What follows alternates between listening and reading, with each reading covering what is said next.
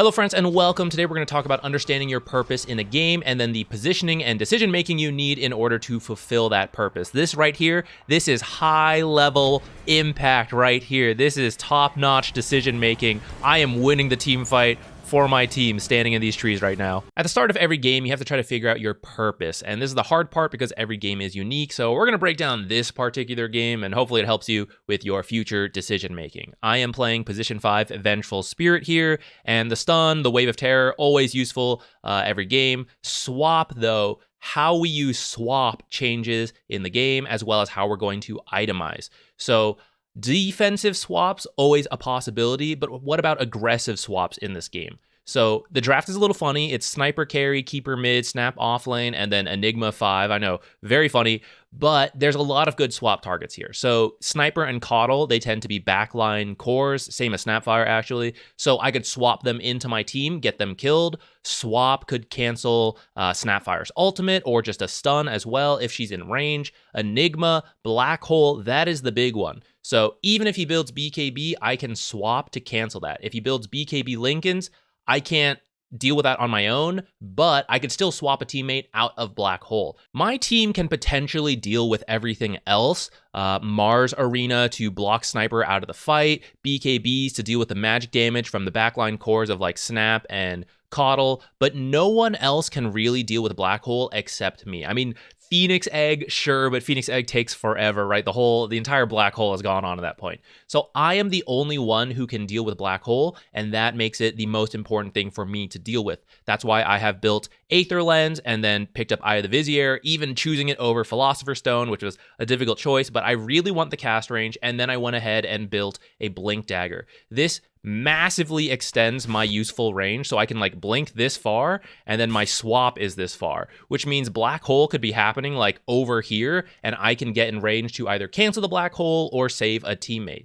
Plus, all of these items will still help me do the other things we talked about, which could be nice if black hole is already dealt with or we see enigma down here and the fight's happening up here. Then maybe I could aggressively swap sniper. He thinks he's safe back here and I blink in and I swap him back. So I am itemizing to fulfill multiple things here, but I am going to prioritize Enigma and not do anything else until that is dealt with. The first example is my team coming up here to gank these two heroes. Now, Sniper was just showing mid, so we're probably fine here, but I'm still going to play it safe because I don't know where Enigma and Keeper of the Light is, and if we just, get black hold, like 5 of us all together, that's not going to be great, even though it's technically 5 versus 4.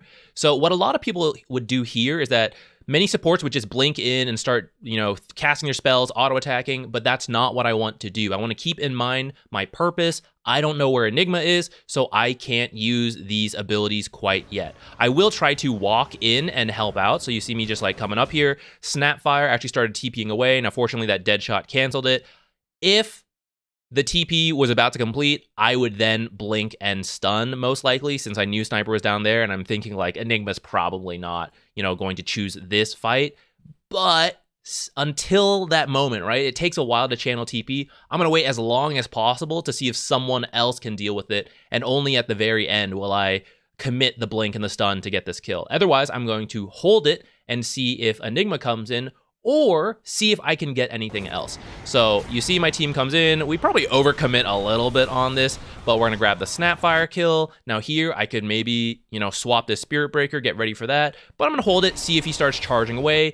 He doesn't. We delete him there, which means because I didn't use Blink yet, and because I didn't use Swap yet to cancel that teleport, for example, I can now aggressively look for more to see if the enemy team was like running up here, like Sniper saw that fight, so he TP'd and started walking up, and they were like, never mind, like, let's leave, right? I blink forward and look for anyone I can swap. I don't have Wave of Terror yet. It's going to come up here in a second, so I'm going to keep running, cast it forward, and if I had found a Sniper, I could swap him back into my team. Muerta came with me. I didn't really communicate this to the rest of my team's actually back here, so, maybe I wouldn't actually swap someone now. My team is doing Roche off of that, so you see where I am standing. I am positioning to break smokes, and then I can do this because I have a Blink Dagger. I am relatively safe. I could maybe have Phoenix do it. If Phoenix had Egg, though, that's a big team fight skill around this Roche pit. So I would like Phoenix to, stay safe and not get caught first so that Phoenix can egg, and if I die first because I don't blink in time, I can buy back TP in here or something. Now, the downside is, like I am supposed to be the swap save, and so there are cases where, maybe I should just be back here waiting for Enigma, huge blink, black hole on 3, steal Roche, but then I just swap him out. But I am feeling relatively good because only 3 heroes are alive, and I have this blink. That's why I feel like I can come stand here aggressively, and even though I don't think anyone's going to come, if they do, I am in position for it. Off of that Roche, my team wants to come high ground. Look where I am coming. I am just going to stand in the trees. What is my job here? I don't need to hit this tower. This is where a lot of pub games get thrown. Everyone thinks they need to hit tower. Look how all my team is standing far back, and we're just letting Muerta, who has the Aegis, just poke at this tower. Because if they jump her, she'll die, and she has Aegis. Potentially, though, I might swap save her, and we don't even have to use Aegis. She feels comfortable doing this. The rest of my team, if we all come up here, I can't swap everyone. Now, Mars and Conca can maybe walk a little closer because they're pretty tanky, but Phoenix and I definitely need to be back, and me especially, coming back to this idea with the Enigma, right? If we are too close, then Enigma can black hole me and like whatever cores are near me, and no one will have a response to that, depending how he itemizes, which this game maybe could have been adjusted a little bit. But that's why you see me come and stand in here, and then even as the rest of this fight like starts to break out, like she gets charged by Spirit Breaker, other people are coming in, I do not want to immediately swap anyone. Like maybe I could bring Sniper into the fight. I don't want to like reveal myself too much. I am using Wave of Terror and Magic Missile because of the cast range makes it safe for me to do so, but I'm not going to walk in and attack. I'm not going to try to like, oh, gotta make sure all my teammates are affected by my Venge aura. That is not my purpose. My purpose is to stay far back because Enigma, he's looking for me. The second he sees me or sees me use swap, he can come into the fight. But because he sees me back here and he's like, okay, Vengeful Spirit has swap and blink still available, like I can't commit to this. Even though this, right, three cores right next to each other, big black hole. Even Phoenix is coming in. A huge black hole play here, completely denied because I am not there. I am not committing my spells, and I have the blink available, and he knows this, and that's why he's just like standing back here. So my team just gets to kill the Coddle. We end up chasing the Spirit Breaker a little bit too much. We're back to pushing high ground, and we're just going to repeat it. I am just in the trees while my team is up here. Now, actually, we're diving too hard, and we're about to lose this fight, and that just happens. I could have been clearer to my team, like, don't do this, but I didn't talk that much this game, so that's on me. I could swap, right? Maybe I want to save Mars. Maybe I want to try to save Conca as they start to get low. Maybe I want to get close and like stun and all that stuff. But I have to keep in mind, like, where's Enigma? And I see him up here, so I have to back off and make sure I am not caught in this black hole. And because I am doing that, you see, he just continues to stand to the side with the blink, with the black hole, but he can't actually commit any of it. So I'm just back here. Conca did ping me for not saving him with the swap, and I get it. Maybe I could have saved him, but the second I use swap on that Conca right there, Enigma's going to blink, black hole the two of us. And you can kind of see that coming up here.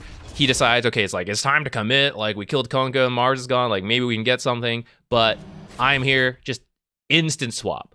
I could have just swapped out Muerta and then she gets away. Probably Phoenix and I die because we're in the black hole and the rest of the heroes come up. So I decided to swap Enigma here to free all of us. I didn't know what Phoenix had, but we're all freed and maybe we can kill and then like escape.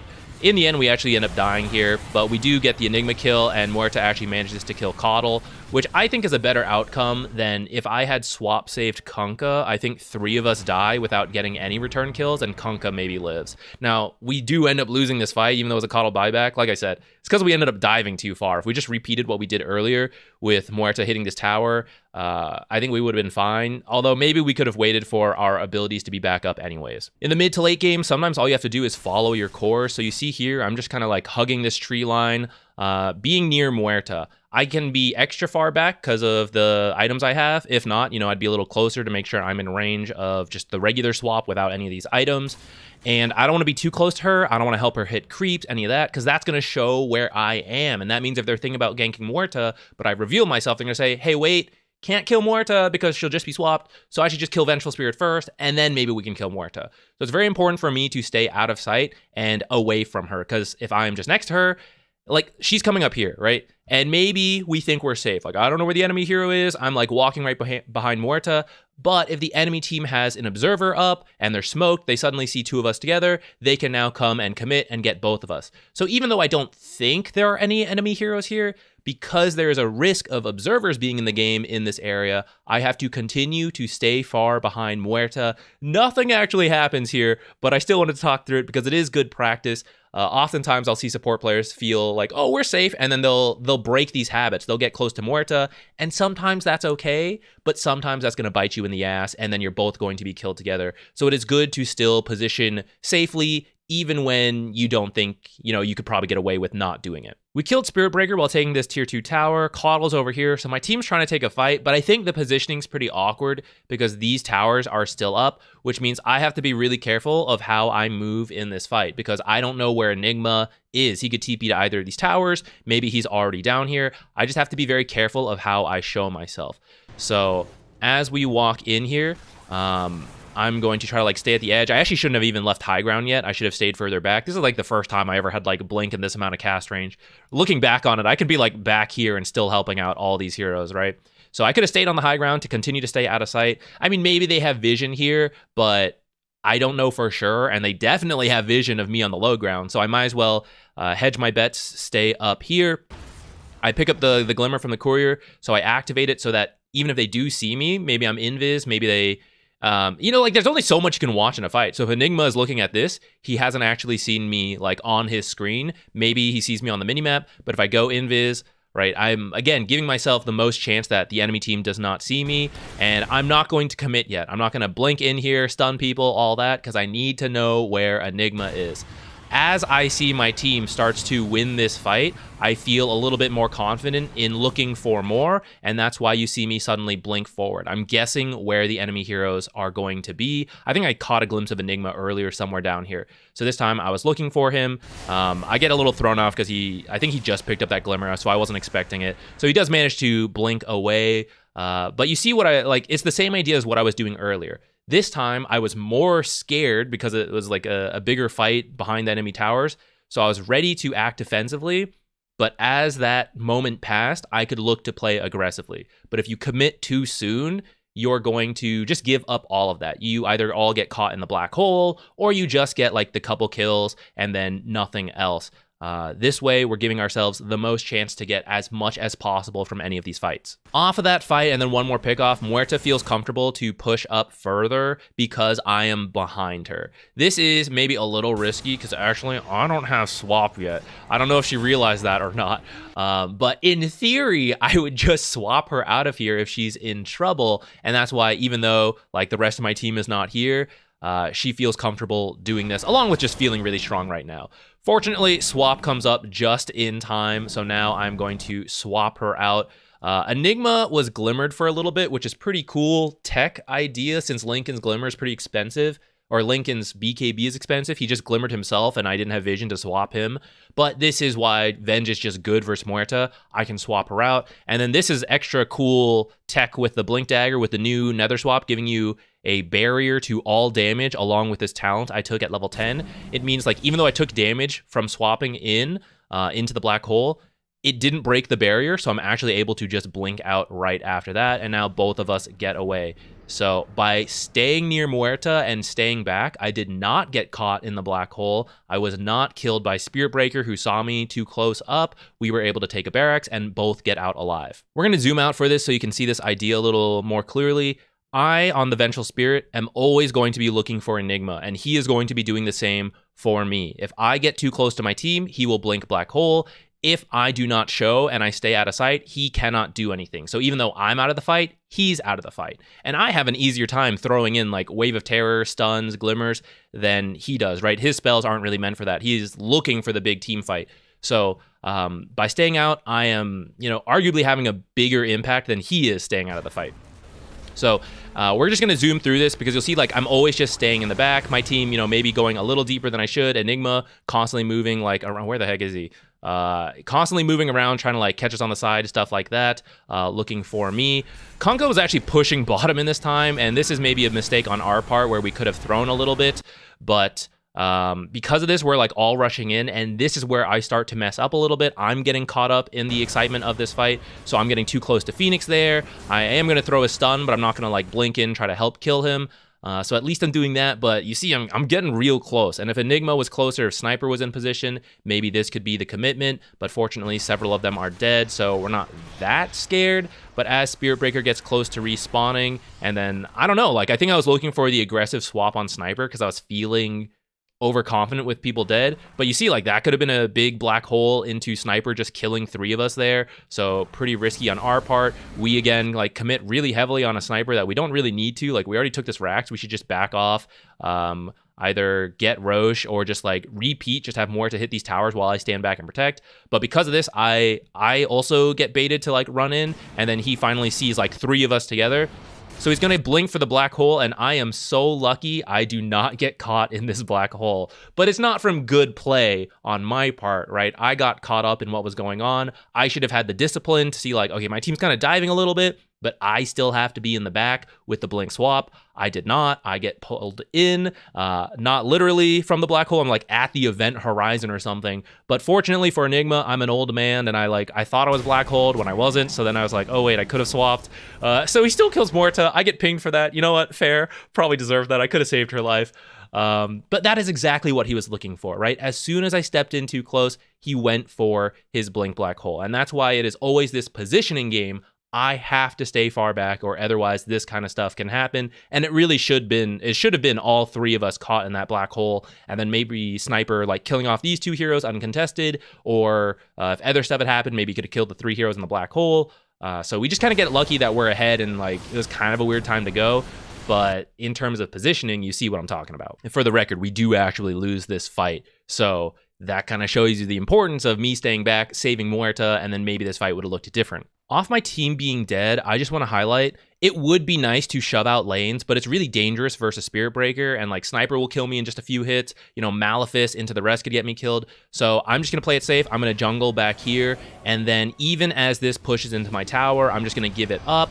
I'm going to even be willing to give up this mid lane because I do not want to die. I want to wait for my team to all be up, and if I die now, it's just adding the time where someone on our team is dead and we have a numbers disadvantage. So I just want to play it really safe. Even as this is like in my base, I do not want to hit it. I'll throw out some spells, but I'm going to stay really far back. In fact, I could probably even be further back. If the enemy team was here, they could absolutely dive and kill me. I mean, it's getting a little risky as my team is about to respawn, but many players, supports, and cores, they feel like, oh, I have to deal with this, I gotta walk up. You don't. Losing a tower sucks, losing barracks sucks, but it's not the end of the game.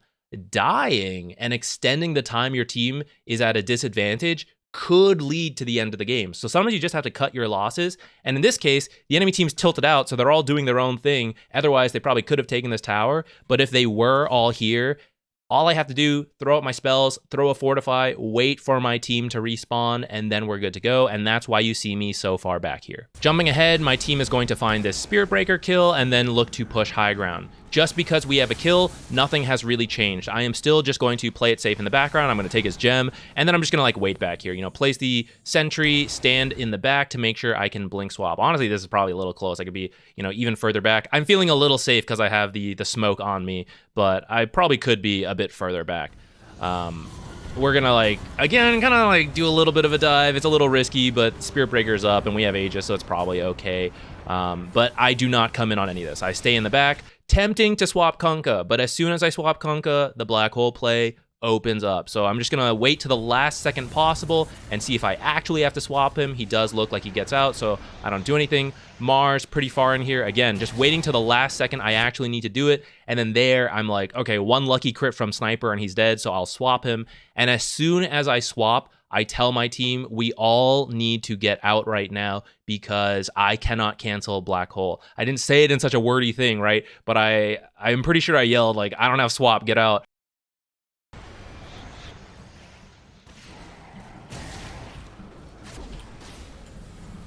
I don't have swap.